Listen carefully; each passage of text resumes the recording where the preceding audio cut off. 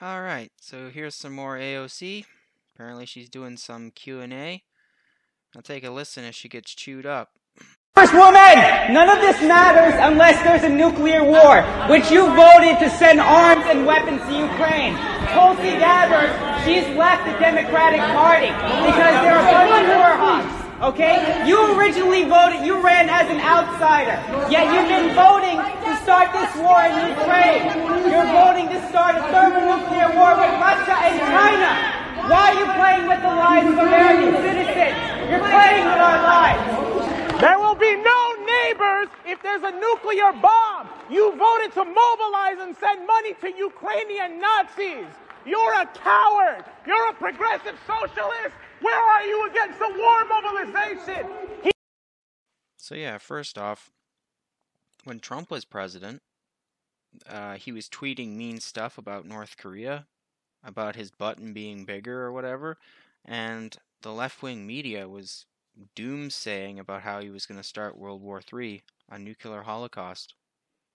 It's kind of weird because the way I look at it, what the U.S. government's doing in Ukraine, it looks like they're going to start World War III. Again, I think I made a video about this a little while ago. AOC, she wants to give Ukrainians basically a blank check because feelings. And then that Dan Crenshaw guy, what did Alex Stein call him? Eye Patch McCain.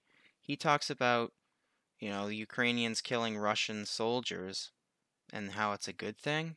And the shocking part for me was when these lefties brought up the Ukrainian Nazis, the Azov Battalion. I was surprised. Like, holy crap, they actually went there. So, AOC, again, she champions global warming and how we have to be worried about it. Well, if you start a nuclear war, or even a war, isn't that bad for the environment?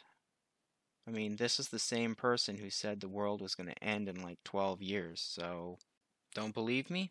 Take a listen. The part of it that is generational is that millennials and people and Gen Z and all these folks that come after us are looking up and we're like, the world is going to end in 12 years if we don't address climate change. And your biggest issue is your biggest issue is how are we going to pay for it? And like, this is the war. This is our World War II. And I think for younger people, we're looking at this and we're like, how are we saying, let's take it easy? Quick disclaimer. I know this video is like 3 or 4 years old. But what you have to understand, AOC, one of her main talking points was climate change. And now all of a sudden she wants to egg on the Russian bear, edge closer and closer to war. That seems kind of weird.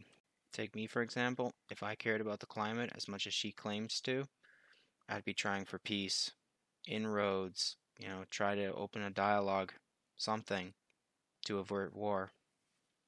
But instead she wants to give the Ukrainians more money, which is only going to drag out the war, more suffering, more death, more climate change, etc.